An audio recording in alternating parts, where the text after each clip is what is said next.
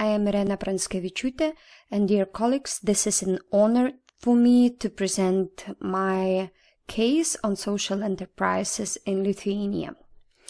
Historically formed, that wide variety of social enterprises are acting on the socio-economic map of Lithuania.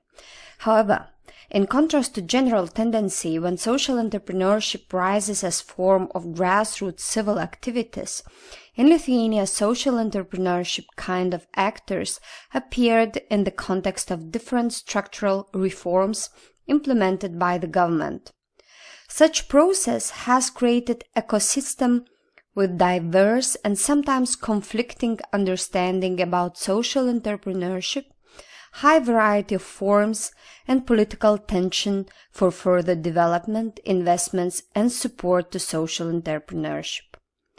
There are two main legal documents defining social enterprise in Lithuania.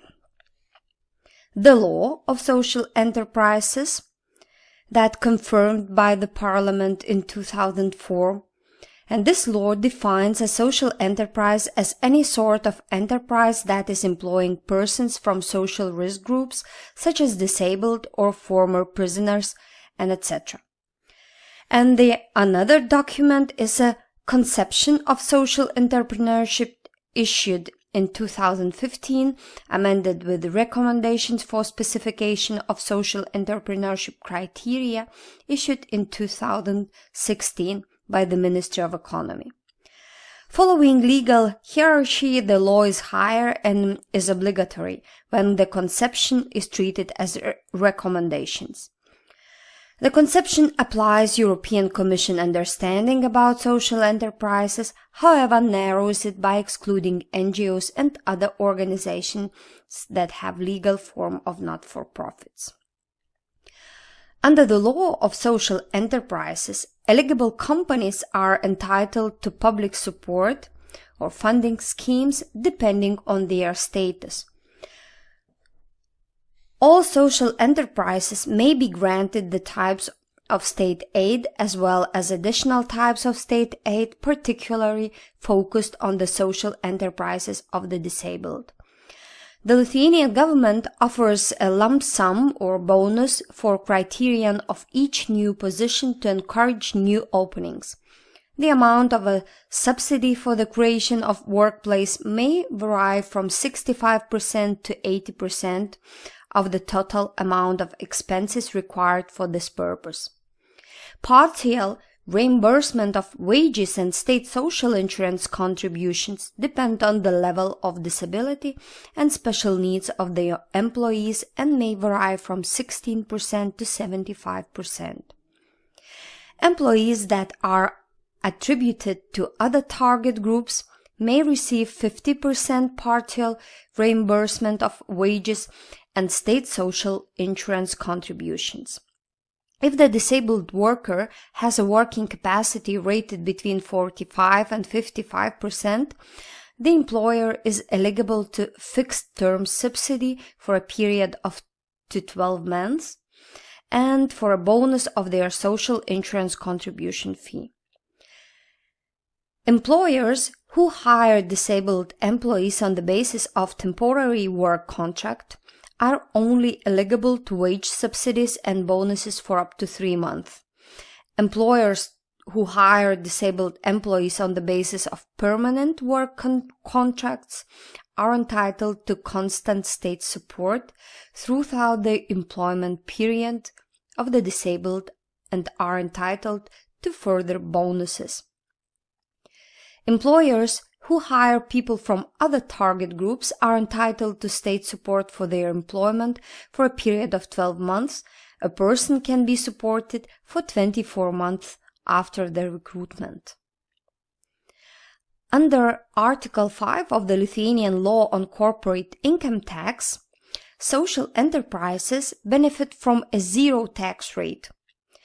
Zero tax rate indeed became a discriminatory condition comparing to other actors and is on one hand motivated traditional business to move towards social enterprise status, but on the other hand created shadow effect when profit-oriented companies became or turned into social enterprises just in order to avoid taxes and not to fulfill the social aim. Also, under the Lithuanian law on public procurement, procurements from the social enterprises can be made using simplified procedure.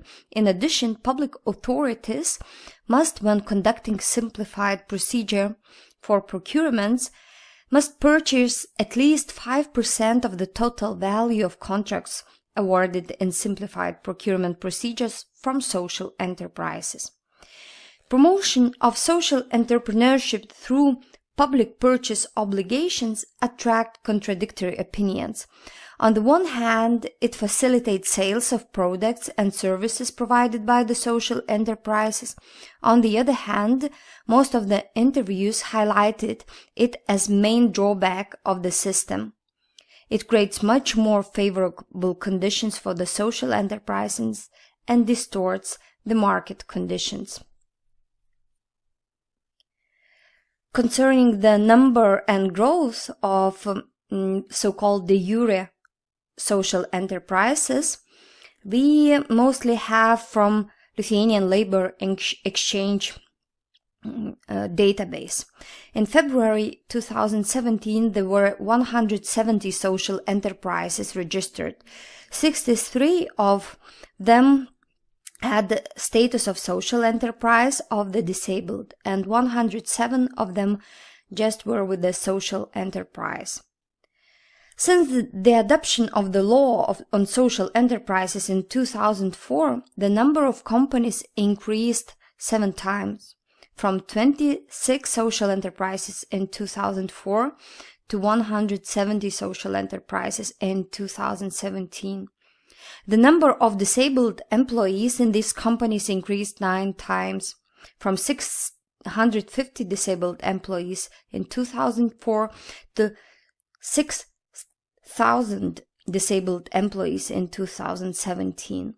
The sum of subsidies also increased dramatically, in 20 times, from 1.2 million euros in 2004 till 24 million euros in 2016. The cost for one employment seat doubled from 1,805 euros in 2004. The cost for one employment seat also doubled. And average social firm employs 31 employees. There is no research available concerning impact of social enterprises in Lithuania, neither concerning the efficiency of the strategy to solve labor inclusion problems through existing social enterprise models, and absence of scientific analysis and model evaluation in the long run created distrust toward increasing subsidies for social enterprises. And recent government discussed possibility to close this system and to stop establishment of new social enterprises following the current laws and financing models. So we may state that current case of Lithuania showed that in the long run narrow definition of scope and operational model of social enterprises create contradictory impact. And driving reasons of such shadow effects are tight link of social impact to state financial subsidies, narrow specification of social enterprises scope, complicated establishment and application for social enterprise status, no requirements toward economic sustainability of the business model, tax exemptions, complicated regulation, lack of flexibility and adaptability due to administration of the social enterprises on the top government level, and tight regulation by heavily changeable law. Even if Lithuania has the law of social enterprises, the current legislation does not meet social enterprise definition and requirements recommended by European Commission and EMES. Under the existing legal framework, social enterprises are not required to reinvest their profit for social cause. There is no obligation to address social objectives over commercial objectives. Also, there is no no obligation to remunerate fairly the employees or to engage representatives of the main stakeholders or members of the target groups in the governance of the social enterprise. So apart from legally defined social enterprises, companies that display the characteristics of social enterprise are not currently recognized as such in Lithuania. Usually, these are private initiatives that are funded by individuals themselves rather than government initiatives. In 2015, the Minister of Economy has signed the conception of social entrepreneurship. The purpose of the conception is to define the principles of social entrepreneurship and support its development. However, the conception created even stronger separation between the officially defined social enterprise concept and the existing historically formed de facto models of social entrepreneurship in Lithuania. The conception states social economy consists of two subsectors. The first, social economy market subsector, such economic activity that seeks to create social value by selling goods or services in the market under economically significant prices and accepts economic risks. The second is social economy non-market subsector, such economic activity that seeks to create social value free of charge or under low prices for specific social groups. The foundation of social economy market subsector is social entrepreneurship. In 2016, the recommendations for specification of social entrepreneurship criteria were published to amend the conception. The main idea of the specification is to separate social enterprises from traditional non-profit organizations and from traditional for-profit companies, thus narrowing the concept of social entrepreneurship as traditional way of dealing with complexity. Following the specification, the organization corresponding to social enterprise must meet one of the mentioned criteria. The first, to have permanent economic activities oriented toward profit, and the second, to create jobs. The specification defines that more than 50% of incomes excluding investments into business development shall be revenues from market activities, sales of goods or services. Management aspect even more strictly separates social enterprise from traditional business companies or not-for-profits. The efforts to define social enterprise in Lithuania just represents a repeating silos-based approach on the decision-making level. As current conception and specifications were signed and promoted by the Ministry of Economy, therefore promotes business actors, where previous initiatives were implemented by the Ministry of Labor and Social Affairs and focused more toward support of social sector actors. What we may learn from Lithuanian case, we may learn that conception of social entrepreneurship shall be broad and quite flexible, really representing historical ecosystem of social entrepreneurship kind of actors in the country. I will present few examples of social entrepreneurship initiatives that were created by NGOs, private companies, or communities. This is an inclusive cafe, My Guru, one of the longest social entrepreneurship projects, and this cafe is an integral part of rehabilitation process for persons that have drugs or alcohol problems. Integra House, an interesting project started by the big corporation. The big corporation had established an NGO and created 3 open conference spaces, music recording house, and the overall financing model created this idea as a social entrepreneurship. because in these premises, anyone who is willing to create some educational initiatives can create workshops, seminars, conferences, concerts, and participants pay by gift economy principle. It means that participants pay the price they are able to pay. Therefore, really quite high quality workshops and trainings became available for ordinary people, and managers take full risk for the workshop may be fully non-paid if participants decide so. And this idea is really interesting and started to promote in Lithuania gifted economy principles. Social taxi. The project for people with disabilities mostly was started by European Social Fund and currently is more and more working from the market-based incomes. So this is kind of a taxi that is adopted for persons with disabilities, and people who want to receive the service register for community and they fee just for traveling costs. Full House Community or Eco Herb Farm. It's one of the biggest kind of social enterprises in Lithuania.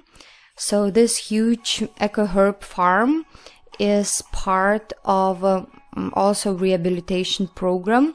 Also, this is close to religious communities, so there is a combination of local community plus religious organization and rehabilitation program for persons that have drugs or alcohol problems. It's really innovative project. They developed a solar energy system for herbs, and that system helps them to save around 85% of energy that is necessary for such production. It's a Roger community kitchen in a very small village of 200 people. Community ladies decided to start a business, community kind of business, kitchen. They employed people that has alcohol problems or single mothers. And what is a beautiful result is that during 2-year period, they have already 10 employees by the salaries, and they changed a little bit their business idea. And now they not only provide catering services for local people, but also have a mobility service possibilities. And recently they even started to offer lunch for citizens. So they have a kitchen on the road and really became very successful. Amber House at the Dreverna community. This is community enterprise, social enterprise.